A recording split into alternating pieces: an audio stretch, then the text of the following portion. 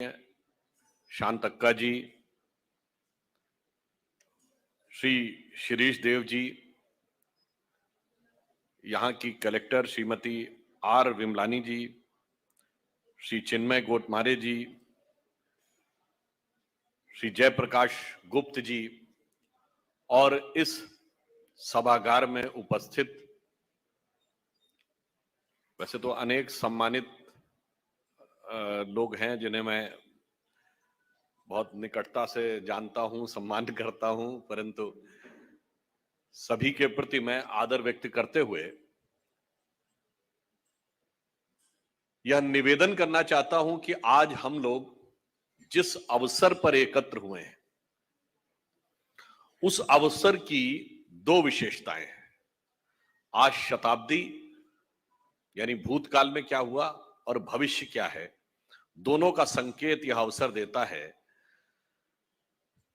एक ऐसे युग दृष्टा और युग प्रवर्तक महापुरुष के जीवन के अत्यंत अविस्मरणीय क्षण से जुड़ा हुआ यह अवसर है और साथ ही स्वतंत्रता के इस अमृत महोत्सव वर्ष में यह भी स्मरण कराता है कि स्वतंत्रता के लिए किन किन लोगों ने किस किस प्रकार से कैसे योगदान दिया था।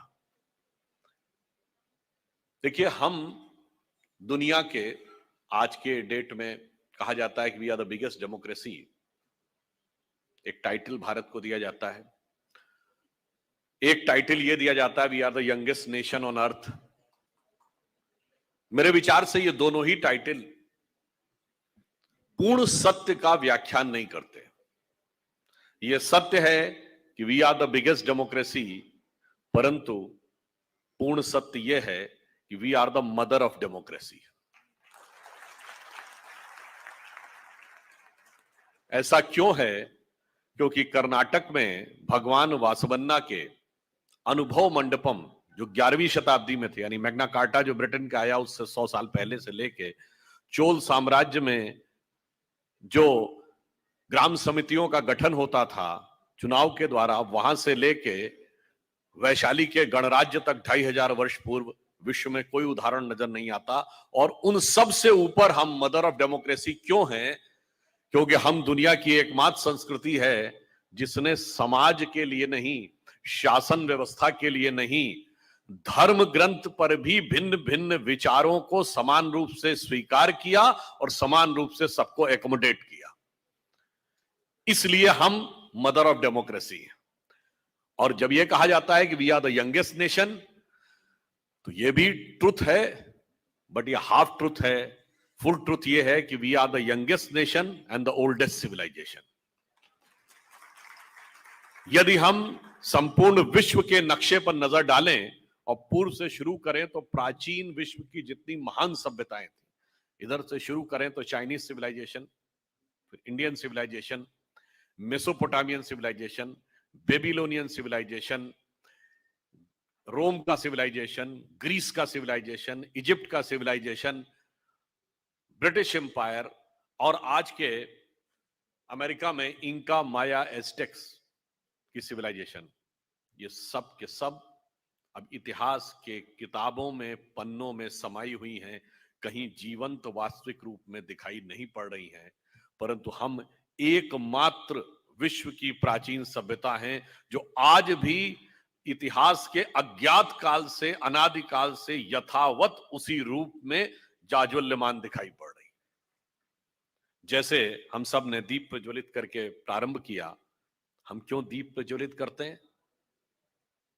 दीप प्रज्वलन हमारे लिए किसी भी कार्य की प्रथम संस्तुति होती है, क्योंकि ऋग्वेद का जो प्रथम श्लोक है वो किसको समर्पित है? अग्नि को समर्पित है। कहा गया ओम अग्निमीड़े पुरोहितम यज्ञस्य देवम ऋत्वजम होतारम रत्नघातमम। और अग्नि को क्यों समर्पित है? क्यों दीप को प्रज्वलित करते हैं? और क्यों हम हजारों सालों से नहीं लाखों सालों से चली आ रही सभ्यता है? क्योंकि उस अग्नि को प्रज्वलित रखने के लिए समय समय पर अनेक पुण्यात्माएं जन्म लेती हैं और वह अपने समस्त मधुर मनोभावों की आहुति देकर उस यज्ञ की अग्नि की प्रखरता को बनाकर रखती हैं। और ऐसी ही एक महान पुण्यात्मा थे डॉक्टर केशवराव बलीराम हेडगेवार।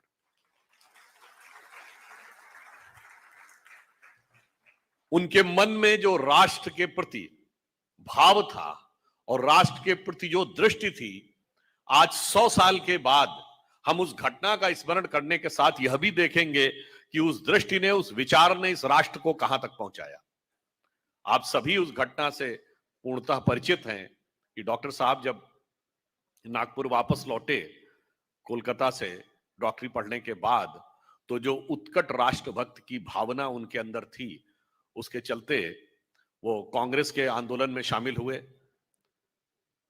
देश के स्वतंत्रता संग्राम में उन्होंने महत्वपूर्ण भूमिका निभाई। जैसा कि अभी बताया जा रहा था कि उनको उनके द्वारा दिए गए कुछ ओजस्वी भाषणों को, जिसको तत्कालीन सरकार ने आक्रामक भाषण माना, भड़काऊ भाषण माना और इसके लिए उनके ऊपर मुकदमा चला। और जैसा भी बताया गया कि उन्होंने स्वीकार करने की बजाय पूरी दृढ़ता के साथ प्रतिवाद करना स्वीकार किया और इस वजह से वो 1 वर्ष के कठोर श्रम कारावास में गए। और जब वो बाहर निकले तो वो आज ही का दिन था, आज से 100 साल पहले 12 जुलाई सन 2022। और जब वो बाहर निकले तो वो एक संकल्प के साथ बाहर निकले थे, एक विचार के साथ बाहर निकले थे, जो उन्होंने बाहर निकलते समय अपने उद्बोधन में कहा था। उसमें उन्होंने स्वतंत्रता प्राप्ति की बात, उन्होंने पूर्ण स्वराज्य की बात, स्वतंत्रता के प्रति पूर्ण निष्ठा की बात तो कही थी। एक और बहुत गहरी बात कही थी।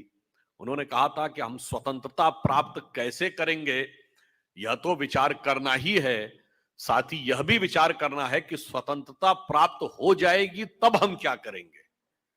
और यदि हमने इसका विचार नहीं किया तो इस बात की बहुत प्रबल संभावना हो सकती है कि आजाद होने के बाद हम ब्रिटेन से मुक्ति पाकर ब्रिटेन का ही कहीं अनुकरण न करने लगे। अब आप देखिए, उन्होंने जो दूरदृष्टि दी थी, वह विषय इतना महत्वपूर्ण था कि मैं याद दिलाना चाहता हूं, ठीक ऐसा ही भाव महात्मा गांधी ने व्यक्त किया था। 1909 में उन्होंने एक पुस्तक लिखी, पुस्तक है उनकी हिंद स्वराज, आप सबने नाम अवश्य सुना होगा। वो पुस्तक प्रश्नोत्तर के फॉर्म में है, जिसमें उनसे प्रश्न किया जाता है कि एक प्रश्नकर्ता उनसे प्रश्न करता है कि बापू, आज भारत का किसान इतना निर्धन है, गरीब है, उसके पास सामान्य जीवन यापन के लिए भी उपयुक्त संसाधन नहीं है, क्या उसको देखकर आपके मन में भारत के भविष्य के प्रति भय या आशंका उत्पन्न नहीं होती है? तो गांधी जी का जवाब था, नहीं, मुझे उसे देखकर भारत के भविष्य को लेकर आशंका उत्पन्न नहीं होती है, मुझे पढ़े लिखे लोगों को देखकर भारत के भविष्य के प्रति आशंका उत्पन्न होती है। तो उसने पूछा, ऐसा आप क्यों कह रहे हैं? उन्होंने कहा, इसलिए कि हम ब्रिटेन से मुक्ति चाहते हैं और खुद ब्रिटेन का ही एक स्वरूप बनना चाहते हैं। तो अगर हम बाघ के अत्याचार से मुक्ति चाहकर खुद बाघ का स्वभाव प्राप्त करना चाहें तो यह वास्तविकता मुक्ति नहीं होगी। इसलिए उन्होंने स्वराज्य की बात कही और उन्होंने कहा कि जब तक हम इस स्वभाव, अपने वास्तविक स्वभाव में नहीं आएंगे, तब तक स्वराज्य की सार्थकता नहीं होगी। तो अगर आप देखें तो डॉक्टर हेडगेवार ने भी यही कहा कि स्वतंत्रता प्राप्त होने के बाद हम क्या करेंगे, यह भी ध्यान देने की आवश्यकता है। तो जब वो बाहर निकले तो उन्होंने जो एक प्रण लिया था, वो कारागार से बाहर नहीं निकले थे। भारत की मानसिकता जो एक कारागार में बंद हो गई थी, उसे बाहर निकालने का संकल्प लेकर वो बाहर निकले थे। और वह संघर्ष का एक पड़ाव उनके बाहर निकलने के 25 वर्ष के अंदर पूर्ण हो गया था। 1922 में वो बाहर निकले, 1947 में यह देश स्वतंत्र हो गया। आज भी संयोग देखिए कि 75वां वर्ष है स्वतंत्रता का और इसे हम अमृत महोत्सव वर्ष कह रहे हैं। प्रधानमंत्री श्री नरेंद्र मोदी जी ने यह कहा है कि 75वें वर्ष से प्रारंभ होकर अगले 25 वर्ष यानी जब हम स्वतंत्रता की शताब्दी मनाएंगे सन 2047 में, इसको अमृत काल कहना है, ताकि इसमें भारत को उस स्थिति में जाकर पहुंचना है जो भारत का वास्तविक भवितव्य है। वह स्थिति क्या है? आज भी जो अभियान डॉक्टर साहब ने कारागार से बाहर निकलकर शुरू हुआ था, उस कारागार की मानसिक कारागार से हम बाहर नहीं निकल आए हैं। हम स्वतंत्र तो हुए, पर हमारे तंत्र में स्व का बोध अभी तक उस प्रखरता के साथ प्रस्फुटित नहीं हुआ जो डॉक्टर साहब का संकल्प था। और वह क्यों नहीं हुआ, इस पर मैं यह भी एक उदाहरण के रूप में बताना चाहूंगा कि बहुत से लोग कहते हैं कि साहब आप लोग तो ऐसी बात कहते हैं जैसे सारा स्वतंत्रता और राष्ट्रीयता का भाव, वास्तविकता सिर्फ आप ही व्यक्त करेंगे, कोई दूसरा नहीं व्यक्त करेगा। तो इस संदर्भ में एक फैक्ट बताना चाहता हूं आपको। 16 मई सन 2014 को हमारी सरकार बनी और 18 मई सन 2014 को लंदन के गार्डियन अखबार ने लिखा, आप लोग जाके पढ़ सकते हैं। उसने जानते क्या लिखा? उसने लिखा 16 May 2014 can be considered as a real independence day in India. अब ये बड़ी गंभीर बात, कोई कहेगा क्यों लिखा? उसने कहा कि आजादी के बाद लंबे समय तक भारत पे जिस प्रकार का शासन रहा, उसने ब्रिटिश कॉलोनियल माइंडसेट, व्यवस्था, विचार को लगभग यथावत रखा। पहली बार एक ऐसी विचार के हाथ में सत्ता आई है, पूर्ण रूपेण सत्ता आई है, जिसका कि ब्रिटिश विचार मानसिकता से कोई लेना देना नहीं था। तो आप ये समझिए, इसलिए हम ये कह रहे थे कि वो जो विचार का परिवर्तन उन्होंने प्रारंभ किया था, वह कितने दूर की बात थी। उन्होंने 1920 में इसी नागपुर में पूर्ण स्वराज्य का प्रस्ताव रखा था, जो कतिपय कारणों बस पारित नहीं हो पाया।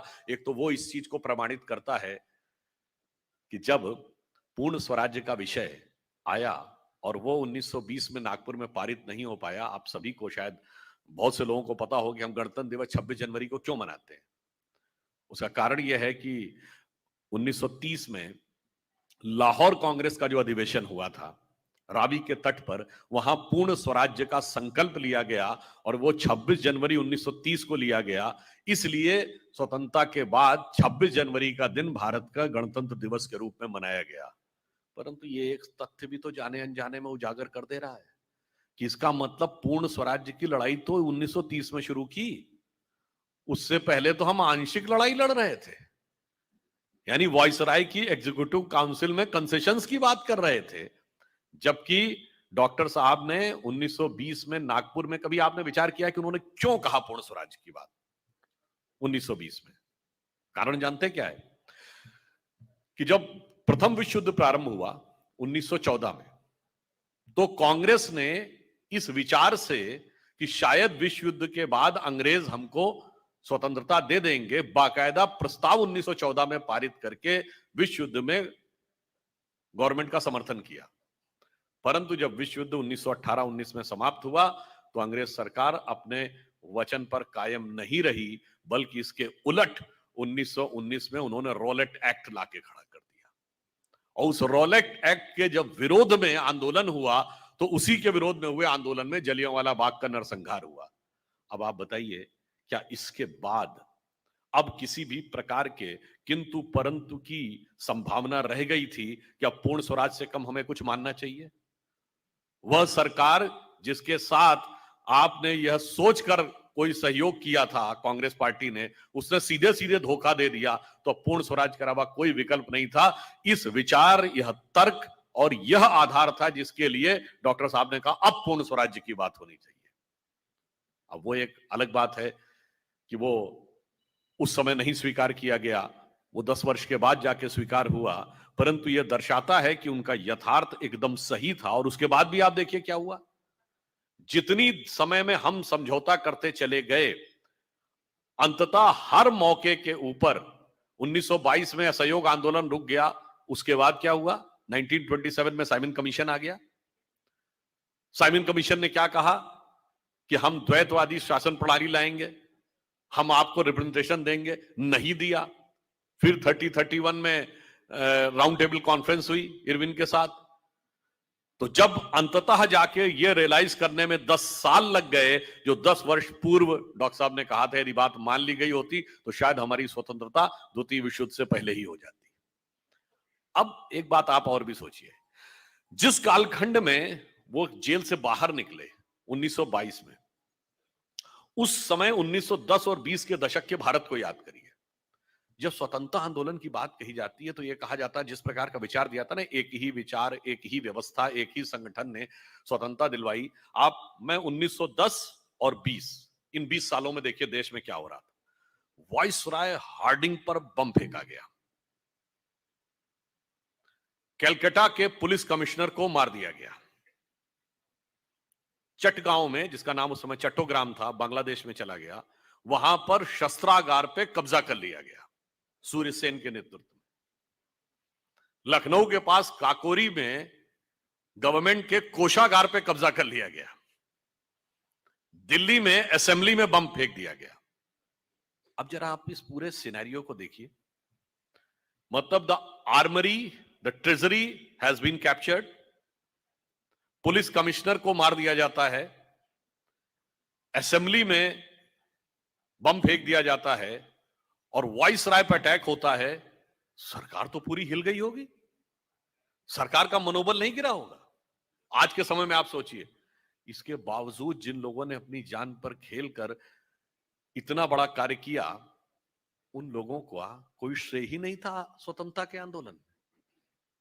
इतना ही नहीं, उनको क्या कहा गया कि साहब वो एक्सट्रीमिस्ट थे, वो अतिवादी थे, वो रिवोल्यूशनरी टेररिस्ट थे, यह शब्द प्रयोग किया गया उनके लिए। तो मैं मानता हूं कि जब हम स्वतंत्रता आंदोलन की बात करते हैं तो स्वतंत्रता आंदोलन में सब प्रकार के विचारों का जो योगदान रहा है, उसे ईमानदारी से स्वीकार करने का यह समय है जो स्वतंत्रता का अमृत महोत्सव है। एक वह क्रांतिकारी आंदोलन, एक राजनीतिक आंदोलन, और तीसरा वह सशस्त्र और भारत भूमि के बाहर से शुरू हुए आंदोलन, चाहे वह गदर पार्टी हो या रास बिहारी बोस जी के द्वारा बनाई गई आजाद हिंद फौज, या बाद में जिसे नेताजी सुभाष चंद्र बोस ने आजाद हिंद फौज की एक एग्जाइल गवर्नमेंट भी बनाई थी। तो सैन्य प्रयास, क्रांतिकारी प्रयास और राजनीतिक प्रयास, तीनों को समान स्थान मिलना चाहिए, तभी हम स्वतंत्रता की सार्थकता का अनुभव कर पाएंगे। अन्यथा कोई ये कहे कि एक ही विचार, एक ही प्रकार से स्वतंत्रता मिली, तो ये स्वतंत्रता आंदोलन के साथ न्याय नहीं है। और कभी कभी मैं एक और फैक्ट भी कहना चाहूंगा, बहुत ज्यादा प्रचार किया जाता है कि साहब स्वतंत्रता आंदोलन के लिए जिन लोगों ने लड़ाई लड़ी वो तो सिर्फ हम ही थे और दूसरे क्या कर रहे थे। स्वतंत्र वीर सावरकर की बात आती है तो उनके ऊपर अनेक प्रकार के आरोप लगाए जाते हैं। आप में से बहुत से लोगों को शायद न ध्यान हो कि वीर सावरकर को जब सजा सुनाई गई तो 2 जन्मों के कारावास की सजा सुनाई गई थी, मगर किस वर्ष में? 1910 में, और वो शुरू हुई अप्रैल 1911 में। 2 जन्मों का कारावास, 25 वर्ष का एक जन्म होता था। वैसे वीर सावरकर ने बाहर निकल के ये कहा था, चलो मुझे इस बात की प्रसन्नता है कि इसके द्वारा अंग्रेजों ने हमारे पुनर्जन्म की व्यवस्था को तो स्वीकार किया कि उन्होंने 2 जन्मों के कारावास की मुझे सजा सुनाई। मगर महत्वपूर्ण बात यह कि 1910 में कांग्रेस का अध्यक्ष कौन था, यह तथ्य बहुतों को नहीं ध्यान होगा।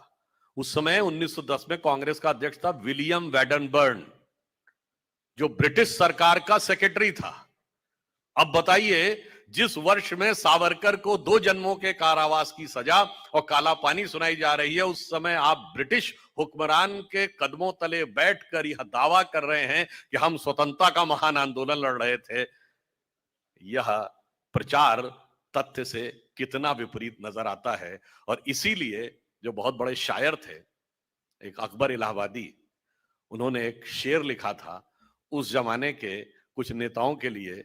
वो शायद फेमस शेर आपने सुना होगा कि कौम के गम में खाते हैं डिनर हुक्काम के साथ, कौम के गम में खाते हैं डिनर हुक्काम के साथ, हुक्काम मतलब ऑफिसर्स, रंज लीडर को है बहुत मगर आराम के साथ। और फिर इतना ही नहीं, एक आध फैक्ट और भी है जो आपको ना पता हो। देखिए, भगत सिंह जी को फांसी हुई, डॉक्टर साहब जाके अनुशीलन समिति में जुड़े थे। बंगाल में युगांधर और अनुशीलन समिति जैसे संगठनों ने लेके बागा जतीन, शचीन्द्रनाथ सान्याल, सूर्य सेन जैसे तमाम क्रांतिकारियों ने इतने बड़े बड़े कार्य किए। वो सारी बातें होती रही, परंतु एक और फैक्ट आपको बताता हूं। आप सब ने चंद्रशेखर आजाद, राम प्रसाद बिस्मिल, अशफाक उल्ला खां का नाम सुना होगा। अशफाक उल्ला खां और चंद्रशेखर आजाद जी को फांसी दी गई काकोरी के प्रकरण की वजह से। वो जो काकोरी में ब्रिटिश सरकार का खजाना कब्जा कर लिया गया था, उसके लिए। और चंद्रशेखर आजाद जी पकड़ में नहीं आए और उन्होंने लास्ट में अपने को स्वयं को गोली मार ली थी। वो प्रकरण आपको पता होगा। पर आपको पता है कि जब अशफाक उल्ला खां और रामप्रसाद बिस्मिल को गिरफ्तार किया गया तो उनके खिलाफ सरकारी वकील कौन था? उनके खिलाफ सरकारी वकील थे कांग्रेस के तत्कालीन नेता मिस्टर जगत नारायण मुल्ला। बाद में उनके पुत्र हाईकोर्ट के जज भी रहे। और मजे की बात यह है कि लखनऊ में जगत नारायण मुल्ला जी के नाम पे जगत नारायण रोड भी है। अब बताइए, ब्रिटिश सरकार के हुक्मरान के नीचे बैठ के स्वतंत्रता का आंदोलन है और उनको फांसी हो क्रांतिकारियों को, उसे इंश्योर करने के लिए सरकार की सदारत में की जा रही वकालत है। और उसके बाद वो लोग जिन्होंने डॉक्टर साहब पे आरोप लगाए या संघ और संगठन पे आरोप लगाए कि इन्होंने क्या किया, मैंने ये बात एक दो बार टीवी डिबेट से ही बोली। मैंने विनम्रता से कहा, मैंने कहा एक नेता बता दीजिए जो पुलिस की गोली से मारा गया हो कांग्रेस का। एक नेता बता दीजिए जो फांसी चढ़ा हो अंग्रेजों के काल में। एक जिसको काला पानी हुआ हो। और लाला लाजपत राय को छोड़कर एक नेता बता दीजिए जो पुलिस की लाठियों से भी घायल हुआ हो। फिर भी स्वतंत्रता का आंदोलन उन्होंने ही लड़ा और स्वतंत्रता भी एक में उन्होंने ही दिलाई। तो इसके ऊपर मुझे वो शेर याद आता है कि नौरंगिए सियासते दौरा तो देखिए, नौरंगिए सियासते दौरा तो देखिए कि मंजिल मिली उन्हीं को जो शरीके सफर न थे। अब मैं कहना चाहता हूं कि जो पिछले 100 वर्ष गुजरे उसमें देखिए कि डॉक्टर साहब ने जो दृष्टि दी थी स्वतंत्रता आंदोलन। मैंने क्यों ये विषय बताया? स्वतंत्रता आंदोलन भिन्न भिन्न आयामों में लड़ा जा रहा था और अनेक प्रकार से भारतीय समाज उसमें लड़ रहा था। डॉक्टर साहब ने भी उसमें भूमिका दिखाई। फिर उन्हें क्यों आवश्यकता महसूस हुई कि राष्ट्रीय स्वयंसेवक संघ बनाकर एक दूसरे आयाम से हम आगे की बात सोचें, चूंकि वो उसी विचार को सोच रहे थे जब लोकमान्य तिलक ने पूर्ण स्वराज्य की बात कही थी। तो क्या कहा गया था? वो भारतीय असंतोष के जनक है। उन्हें क्यों असंतोष का जनक कहा गया? क्योंकि ये माना गया था कि 1885 में जो कांग्रेस बनाई गई वो तो वाइसरॉय की एग्जीक्यूटिव काउंसिल में कंसेशंस के लिए बनाई गई थी। तो कहा गया भाई बात तो सिर्फ वाइसरॉय की एग्जीक्यूटिव काउंसिल में कंसेशंस की थी, ये पूर्ण स्वराज की बात कहां से ले आए भाई? ये तो एक्सट्रीमिस्ट है, ये तो राइट विंग है, ये तो फंडामेंटलिस्ट है। और ये भी कहा गया कि ये बात क्या कर रहे हैं? अरे भाई ब्रिटिश राज में सूरज नहीं डूबता, भगवान भी उनके साथ हैं। मगर जो बात तिलक जी ने कही थी, जो गांधी जी का हिंद स्वराज में भाव था, जो डॉक्टर साहब ने 1920 में इसी नागपुर की धरती पर स्वराज्य का प्रस्ताव पास कराने का प्रयास किया था, यह सारी चीजें एक ही विचार से प्रेरित थी। पर अफसोस कि उस विचार को स्वीकार करने में, अंगीकार करने में विलंब हुआ और आज तक वह साक्षात रूप में स्वीकार नहीं हो पाया। मगर आपको मैं एक विश्लेषण देता हूं कि जो प्रयास उन्होंने किया था वो कैसे कैसे बदलाव की तरफ बढ़ा। अगर आप देखें तो 1922 में जब वो जेल से निकले तो पहले 25 साल 1947 तक क्या थे? उन्होंने जो विचार रोपा उसके लिए एक शैशव काल, अप्रासंगिकता के काल। क्योंकि मैंने ये पढ़ा था कि 1940 तक नागपुर के बाहर संघ की शाखाएं मुश्किल से 50 से भी कम थी। अगले 25 वर्ष 47 से 72 संगठन का व्यापक विस्तार, समाज के भिन्न भिन्न क्षेत्रों में विस्तार, अब देखिए, जो उन्होंने पौधा रोपा था वो पहले 25 वर्ष में अपना अस्तित्व बनाता है, अगले 25 वर्ष में वो विस्तार इस रूप में पाता है कि चाहे कोई भी वर्ग हो, यानी अगर सबसे बड़ा शिक्षा के क्षेत्र में काम होना था तो शिक्षा के क्षेत्र में सरस्वती शिशु मंदिर शुरू होते हैं। यदि विद्यार्थियों के क्षेत्र में था तो अखिल भारतीय विद्यार्थी परिषद शुरू होता है। धर्म के क्षेत्र में था तो विश्व हिंदू परिषद शुरू होता है। वनवासी क्षेत्रों में था तो वनवासी कल्याण आश्रम शुरू होता है। मजदूरों के बीच में भारतीय मजदूर संघ शुरू होता है। यदि किसानों के बीच में भारतीय किसान संघ शुरू होता है और इसी कालखंड में भारतीय जनसंघ भी शुरू होता है जो राजनीतिक क्षेत्र में काम करता है। अब देखिए, पहले 25 वर्ष ये, अगले 25 वर्ष ये, अब अगले 25 वर्ष 72 टू 97। अब हम संगठन के रूप में थोड़ा महत्वपूर्ण होने शुरू हुए। अब सत्ता में भी हमारी यदा कदा हिस्सेदारी होने लगी। 77 में पहली बार केंद्र की सरकार में वो एक स्थान मिला और अनेक राज्यों की सरकार में स्थान भी मिला और अनेक राज्यों में हमारे नेतृत्व में गठबंधन सरकारें बनी। 80 का दौर आया, थोड़ा पीछे गए। 90 का दौर आया, तेजी से आगे बढ़े। 90 के दशक के शुरू में मुख्य विपक्षी दल बने। 90 के दशक का अंत होते होते गठबंधन का नेतृत्व करने वाले सत्ताधारी दल बने। तो देखिए, तीसरा चरण जो 25 वर्ष का आया उसने एक स्टेप और आगे बढ़ाया और जो चौथा चरण आया 1997 से 2022 के 25 वर्ष। अब आप देखिए, हम सत्ताधारी दल से होते हुए बीच में 10 वर्ष का संघर्ष और प्रतिकार सहते हुए आज अपने दम पर स्पष्ट बहुमत की सत्ता पाने वाले और वो भी लगातार दूसरी बार सत्ता पाने वाले व्यक्ति बने, दल बने। तो आप सोचिए कि उन्होंने जो दूरदृष्टि देखी थी वो किस रूप में आगे बढ़ी। और विचार, इसमें एक और बात कहता हूं, ये हम ऐसे ही नहीं बढ़े। जो हमारा विकास है वो एक क्रमिक विकास है। क्यों? मैं विनम्रता से कहता हूं परंतु यथार्थ कहता हूं। भारत के इतिहास में जितने प्रधानमंत्री हुए उसमें सिर्फ 2 प्रधानमंत्री, श्री अटल बिहारी वाजपेयी और श्री नरेंद्र मोदी जी को छोड़कर बाकी सब प्रधानमंत्री बन के नेता बने। ये दोनों नेता बन के प्रधानमंत्री बने। इस विषय में मैं डॉक्टर मनमोहन सिंह, श्री पीवी नरसिम्हा राव की बात नहीं कर रहा हूं या राजीव गांधी जी की बात नहीं कर रहा हूं। इंदिरा जी कैसे बनी थी? इंदिरा जी जब प्रधानमंत्री बनी तो वो पार्टी की नेता नहीं थी। वो इंडिकेट सिंडिकेट की लड़ाई में एक व्यवस्था के तहत बनी थी और उन्हें टाइटल दिया गया था गूंगी गुड़िया, यानी माना गया था कि इनको तो हम अपने हिसाब से मैनेज कर लेंगे। पंडित नेहरू इतने बड़े नेता थे परंतु वो कैसे बने थे? सारी की सारी कांग्रेस कमेटियां सरदार पटेल के साथ थी, वो महात्मा गांधी की अनुकंपा से बने थे। मगर सिर्फ 2 ही प्रधानमंत्री हुए। अटल जी 1957 में नेहरू जी ने कहा कि ये युवा एक दिन देश का प्रधानमंत्री बनेगा। 40 साल तक देश ने उनको प्रधानमंत्री के रूप में देखा और 1998 में वो जाके प्रधानमंत्री बने। और मोदी जी, वो तो हाल की बात है, युवाओं को भी ध्यान होगा। 2014 से पहले के वर्ष ध्यान कर लीजिए, 2011, 12, 13, 10। राह चलते किसी आदमी से पूछिए कौन प्रधानमंत्री होना चाहिए, सब कहते हैं मोदी जी होने चाहिए। ये कैसे बने? ये दोनों स्वयं सेवक थे। यदि हम कहते हैं कि संगठन व्यक्ति निर्माण करता है, वह चरित्र निर्माण करता है, तो ऐसे व्यक्तियों का निर्माण किया कि संपूर्ण राष्ट्र ने उनसे प्रेरणा ली और उनको अंगीकार किया।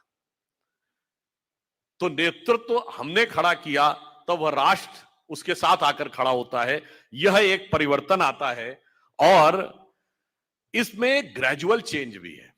पिछले 100 साल की अगर आप इंडियन पॉलिटिक्स का चेंज देखें तो जिसको हम राइट विंग कहते हैं ना, right wing, extreme right wing, fundamentalist, वो हर 20 साल में वो एक्सेप्टेबल हो जाती है और उसके मायने बदल जाते हैं। जैसे मैंने आपको बताया कि लोकमान्य तिलक ने 1905 में जब पूर्ण स्वराज की बात कही तो उनको कहा गया कि एक्सट्रीम राइट विंग की बात कर रहे हैं। अगले 20 साल 1920 का दशक, तिलक के मित्र पूर्ण स्वराज्य का जो समय है वो यथार्थ में बदल गया आंदोलन। अब कांग्रेस के अंदर राइट विंग कौन था? वो थे सरदार पटेल, सी राजगोपालाचारी, मदन मोहन मालवीय, पुरुषोत्तम दास टंडन, के एम मुंशी, और 20 साल गुजरे, 1947 आजादी मिली, ये सब के सब सरकार के हिस्से हो गए। अब राइट विंग का प्रतीक कौन था? श्यामा प्रसाद मुखर्जी, दीनदयाल उपाध्याय। और 20 वर्ष गुजरे, 1970 का दशक आया, दीनदयाल जी के नेतृत्व में हम लोगों ने कई जगहों पे एसवीडी गवर्नमेंट्स बना ली। अब राइट विंग का प्रतीक कौन था? अटल बिहारी वाजपेयी जी, जो हिंदू तन मन हिंदू जीवन कविता कहते थे। और 20 साल गुजरे, 1990 का दशक आया, अब अटल जी एक्सेप्टेबल थे, अब राइट विंग के प्रतीक कौन थे? अडवाणी जी। और 20 साल गुजरे, 2010 का दशक आया, अब अडवाणी जी एक्सेप्टेबल थे, अब राइट विंग के प्रतीक किसको कहा जाने लगा? मोदी जी को। पर हकीकत में आप देखें तो कालचक्र की गति कहां जा रही है? The country is gradually moving, the tectonic shift is moving towards the right direction. तो वो जो एक विचार रखा गया था, उस विचार को यदि हम कहते हैं कि संघ दैवीय कार्य था, तो दैवीय कार्य ऐसे ही नहीं था, क्योंकि यह विचार कंटिन्यूअस क्यों चला? अन्य लोग भारतीय समाज में, भारतीय राजनीति में आए, स्थापित हुए, चले गए, समाप्त हो गए, हम क्यों बढ़ते रहे? क्योंकि हमारे यहां निरंतर त्याग की, अनुशासन की एक ऐसी परंपरा आगे बढ़ी जिसने हमेशा समाज को प्रेरित किया। जैसे जिसे हम लोग एक संघ के गीत में कहते थे ना, हम केशव के अनुयायी हैं, हमने तो बढ़ना सीखा है, अंधकार में बंधु भटकते, पंथ बिना व्याकुल दुख सहते, पथ दर्शक दीपक बन तिल तिल, हमने तो जलना सीखा है। अब यहां मैं आपको एक व्यक्तिगत अनुभव बताता हूं। एक बार क्या हुआ कि एक फॉरेन की एक मैगजीन के लोग, देखिए पूर्वाग्रहग्रस्त कैसे होते हैं, वो व्यक्ति मुझसे टकरा गए और कहते हैं मैं संघ के बारे में जानना चाहता हूं, और संघ क्या है और भारत में इसका क्या प्रभाव है।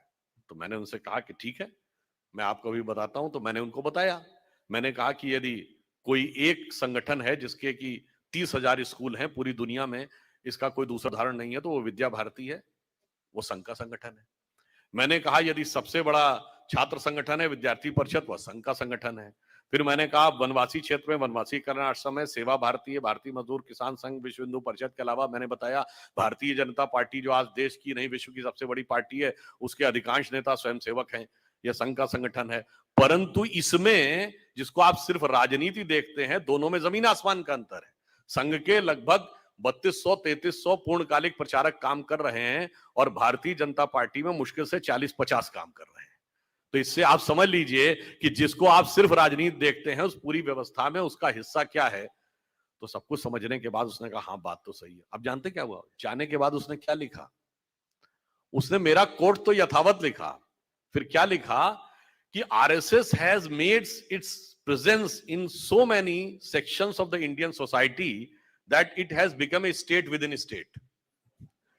अब देखिए, किसी भी सकारात्मक चीज को नकारात्मक ढंग से, किस ढंग से वो लोग प्रस्तुत करने में लगे रहते हैं, वह विचार दिखाई पड़ता है। और देखिए, जो विचार जो उन्होंने रखा विचार, वो किस मामले में बाकियों से डिफरेंट था। मैं विषय को बहुत लंबा करते हुए आपको एक बिंदु की ओर ध्यान देना चाहूंगा। जब उन्होंने कहा कि स्वतंत्रता हो तो वो कैसी हो, ये हमारे माइंड में बहुत स्पष्ट होना चाहिए। पहला विषय ये होना चाहिए कि हम क्या हैं, हमारे लिए स्वतंत्रता क्या है, और स्वतंत्रता का स्वरूप क्या होना चाहिए। हम दुनिया के एकमात्र देश हैं, बड़े देश, जिसने आज तक किसी दूसरे देश पर इन्वेजन नहीं किया है। हम दुनिया के एकमात्र देश हैं जो सबसे लंबे समय तक समृद्ध रहे हैं। मतलब अलेक्जेंडर 3rd सेंचुरी में आया था और ब्रिटिशर्स 18th सेंचुरी में आए। दुनिया की बड़ी बड़ी खोजें सिर्फ हमारे ही तरफ होती रही, मतलब मैगलिन हो, वास्को डिगामा हो, कोलंबस हो, सब भारत खोज रहे थे। हम दुनिया के एक और देखिए देश क्या होता है, किसी देश में समृद्धि आती तो आध्यात्मिकता खत्म हो जाती, आध्यात्मिकता आती है तो सांसारिक विकास खत्म हो जाता। पर हम एक ही साथ जगत गुरु भी थे, सोने की चिड़िया भी थे। हम दुनिया के एक ऐसे देश हैं जिसका इतना बड़ा प्रभाव है संस्कृति का, जितना आपको किसी भी दूसरी जगह दिखाई नहीं पड़ेगा। उदाहरण के लिए अभी काशी विश्वनाथ के कॉरिडोर का उद्घाटन हुआ, तो आपको पता है कि जब आप काशी विश्वनाथ में अपना सर श्रद्धा से झुकाते हैं, तो श्रद्धा का वह बिंदु सिर्फ काशी विश्वनाथ से नहीं जुड़ता है, उत्तर में अमरनाथ से भी जुड़ता है, दक्षिण में रामेश्वरम से जुड़ता है, पश्चिम में सोमनाथ से जुड़ता है, पूर्व में मल्लिकार्जुन से जुड़ता है, और फिर काठमांडू के पशुपतिनाथ से भी जुड़ता है, पाकिस्तान के कटास राज से भी जुड़ता है, और बहुतों को नहीं पता होगा, जापान में एक देवता है जिनका नाम है डाइकोटुन, वह भैरव के ही एक स्वरूप माने जाते हैं। जापान तक वह प्रभाव नजर आता है, और विश्व की सबसे बड़ी साइंटिफिक डिस्कवरी करने वाली यूरोप की सन लेबोरेटरी की लॉबी में डांसिंग करते हुए नटराज की मूर्ति रखी हुई है, वहां तक जाकर वह प्रभाव दिखाई पड़ता है। और इतना ही नहीं, आप में से बहुत लोग जाके चेक करिएगा कि मंगोलिया में जितनी पुरानी टॉम्ब मकबरे बने हैं ना, इंक्लूडिंग चंगेज खां का मकबरा, उसकी फोटो देखिएगा तो बाहर त्रिशूल भी है और श्रृंगी भी है। क्यों?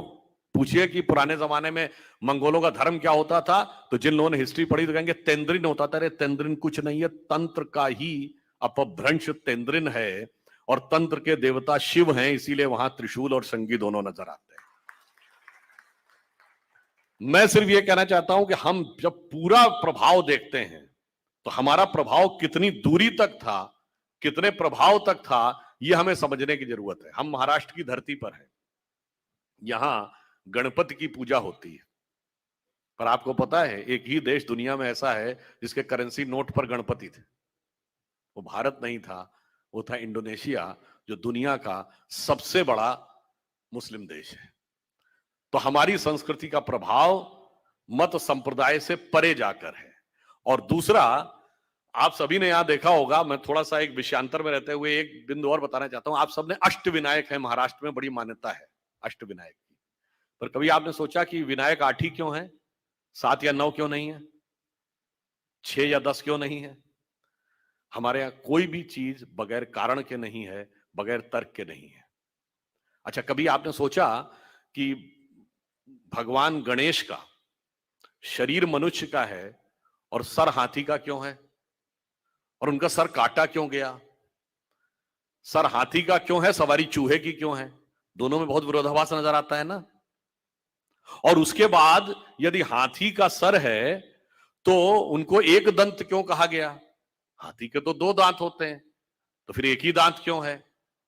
अगर एक ही दांत रहना था तो एक ही दांत होना चाहिए था उनकी मूर्ति में, वो दूसरा दांत टूटा हुआ क्यों है?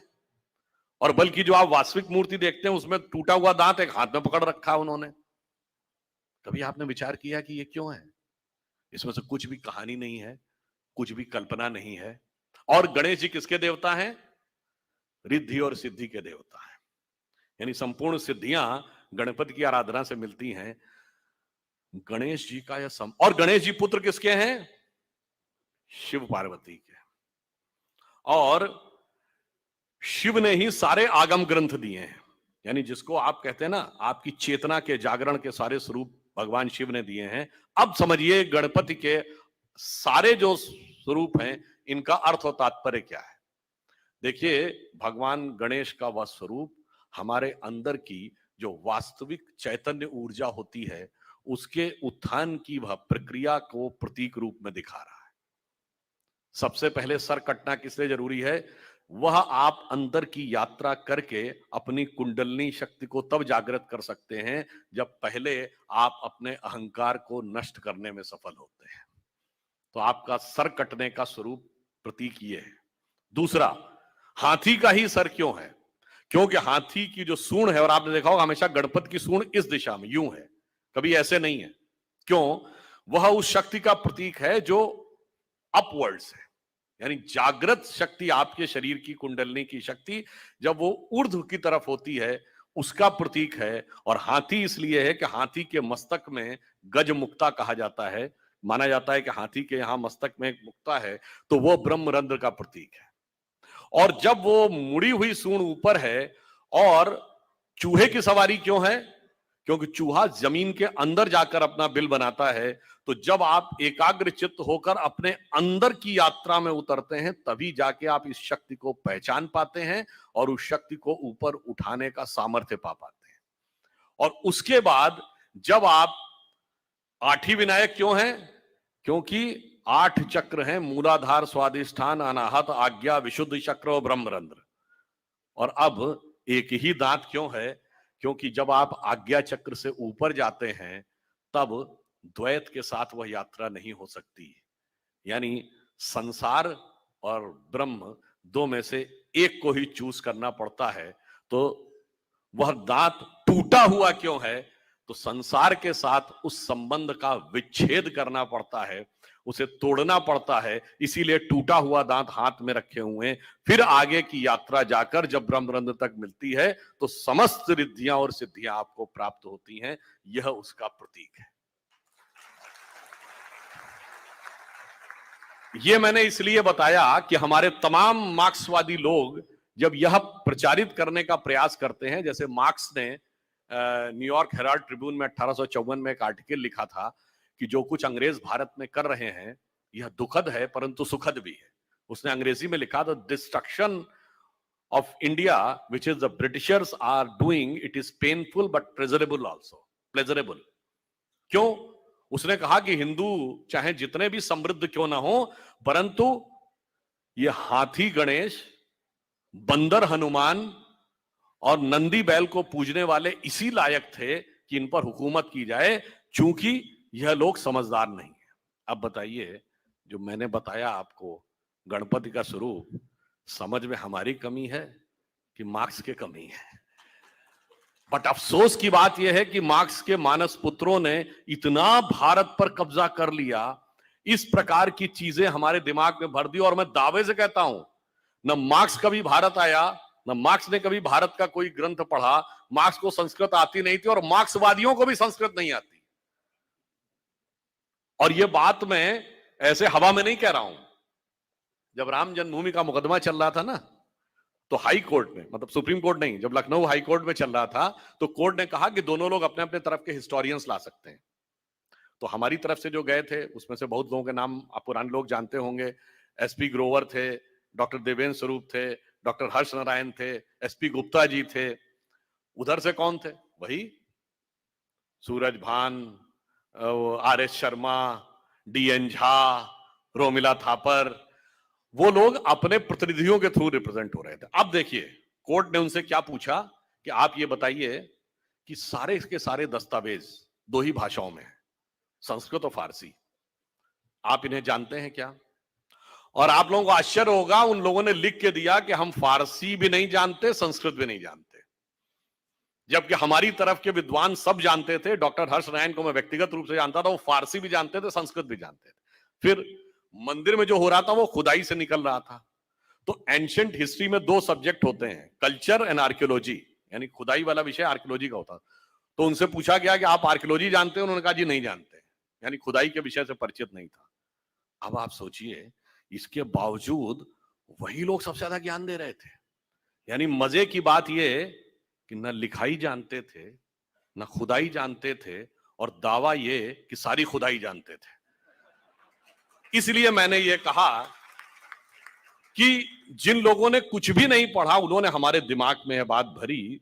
तो मैं ये कहना चाहता हूं कि जो बीज डॉक्टर साहब ने बोया था, उस बीज का वट वृक्ष तो आज दिखने लगा है, परंतु कारागार से वो निकले थे 1922 में। हमारी मानसिकता अभी तक इस अमृत महोत्सव वर्ष तक भी उस कारागार से बाहर निकल नहीं पाई।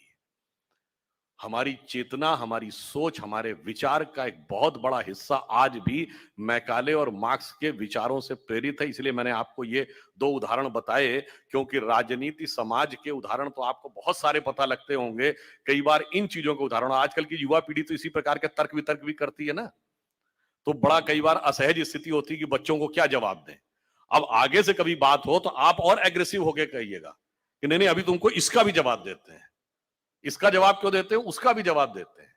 जैसे मैं एक एग्जाम्पल आपको और बताऊं, कभी आपने सोचा, हमारे यहां हर चीज का जवाब है। जैसे मैंने आपको बताया कि गणपति का बताया, वैसे ही मैं आपको यह भी एक बात बताऊं कि भगवान राम 4 भाई थे। देखिए, हमारा कोई भी विचार किस चीज से प्रेरित होता है। भगवान राम 4 भाई थे, तो आपने कभी सोचा कि 4 ही भाई क्यों थे, 3 या 5 क्यों नहीं? देखिए, हर चीज के पीछे एक कारण है। तो वो 4 भाई जानते क्यों हैं? वो 4 भाई 4 पुरुषार्थ के प्रतीक हैं। राम, लक्ष्मण, भरत, शत्रुघ्न। तो भगवान राम धर्म है, लक्ष्मण काम है, शत्रुघ्न अर्थ है और भरत मोक्ष है। इसीलिए लक्ष्मण ही राम के साथ वन में क्यों जाएंगे? क्योंकि काम को सदैव धर्म से संयुक्त रहना है। शत्रुघ्न अयोध्या में क्यों रहेंगे? अर्थ कभी राजधानी छोड़ के नहीं जाएगा। और खड़ाऊ रख के भरत ही पूजा क्यों करेंगे? मोक्ष पाने के लिए धर्म के किसी प्रतीक को भी रख के साधना करेंगे तो मोक्ष मिल जाएगा। इसीलिए हमारे यहां देखिए, एक एक चीज का अर्थ है। अगर हनुमान चालीसा का भी विषय खूब आया था यहां पर। अरे भाई, हनुमान चालीसा में ये क्यों लिखा है? तुलसीदास जी ने जब हनुमान जी की तुलना करने की बात आई भगवान राम से, तो उन्होंने क्या कहा? रघुपति कीनी बहुत बड़ाई, तुम मम प्रिय भरत ही संभाई। अरे भाई, लक्ष्मण संभाई कहना चाहिए, वो साथ में गए। भरत संभाई क्यों? धर्म को सबसे प्रिय मोक्ष होता है, इसलिए तुम मम प्रिय भरत ही संभाई। खैर, तो मैंने सिर्फ आपको 3 उदाहरण इसलिए दिए कि अब आपसे कोई प्रश्न पूछे तो आप बच्चा कह सकते हैं, आप इसको समझो बेटा, फंडामेंटल्स पढ़ो, उसके बाद तुम एडवांस कोर्स के बारे में बात करो। फिजिक्स, केमिस्ट्री, मैथ पढ़ो, तब इंजीनियरिंग के बारे में बात करो। जूलॉजी, बॉटनी, केमिस्ट्री पढ़ो, तब मेडिकल के बारे में बात करो। गणित पढ़ो, उसके बाद बैलिस्टिक साइंस के बारे में बात करो।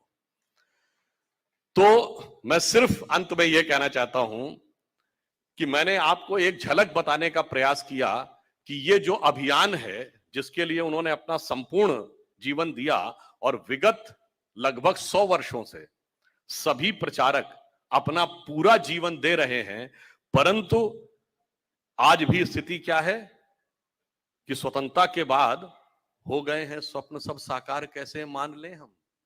टल गया सर से व्यथा का भार, कैसे मान ले हम?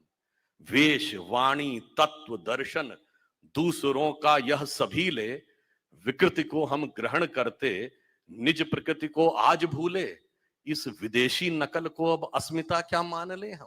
हो गए हैं स्वप्न सब साकार, कैसे मान ले हम? तो इस स्वतंत्रता के अमृत महोत्सव में अभी बहुत कुछ करना बाकी है। तो अमृत काल में यदि भारत को वहां तक पहुंचाना है जो भारत का वास्तविक भवितव्य है, तो उसके लिए क्या करना पड़ेगा? अभी हमारा कार्य पूरा नहीं हुआ है। जो मार्ग जहां से मैंने शुरू किया था वहीं पे अंत करते हुए कहता हूं, कारागार से बाहर निकले थे आज के दिन डॉक्टर साहब, तो उस कारागार से पूरे देश की मानसिकता को बाहर निकालने की प्रक्रिया का संकल्प हमें आज इस 12 जुलाई को लेना होगा, ताकि इस अमृत काल को समाप्त होते होते संपूर्ण भारत का मानस उससे मुक्त हो जाए, क्योंकि यह यज्ञ अभी अधूरा है। तो अटल जी की इस पंक्ति से समाप्त करता हूं, आहुति बाकी यज्ञ अधूरा। और उस यज्ञ में विघ्न कौन डाल रहे हैं? अपने ही लोग डाल रहे हैं। फ्रांसवा गौशर, ला फिगारो अखबार फ्रांस का सबसे बड़ा जर्नलिस्ट है, उसने लिखा है, the biggest enemy of Hindus are Hindus itself, nobody else. खैर, तो उन्होंने कहा, आहुति बाकी यज्ञ अधूरा, अपनों के विघ्नों ने घेरा, अंतिम जय का अस्त्र बनाने नव दधीच हड्डियां गलाएं, आओ मिलकर दिया जलाएं। तो हम सब अपने इस संवेद प्रयास से इस स्वप्न को साकार करें। इसी संकल्प के साथ हम आगे बढ़ते हैं, और यह तय मानिए, भविष्य हमारा, इसमें कोई किंतु परंतु मत समझिएगा। एक पंक्ति और कह के बता देता हूं कि 1 जनवरी 1901 को जब इस देश में सूरज उगा, तो इस देश में किसकी सरकार थी? पूरे देश में अंग्रेजों की। 1 जनवरी 1951 को इस देश में किसकी सरकार थी? पूरे देश में कांग्रेस की। और 1 जनवरी सन 2001 को जब इस देश में 21वीं सदी का पहला सूरज उगा, तो इस देश में किसकी सरकार थी? अटल जी के नेतृत्व में भाजपा की, अगले दशक में मोदी जी के नेतृत्व में स्पष्ट बहुमत की। तो समझ लीजिए कि 19वीं सदी अंग्रेज की थी, 20वीं सदी कांग्रेस की थी, और 21वीं सदी भारतीय जनता पार्टी की। धन्यवाद।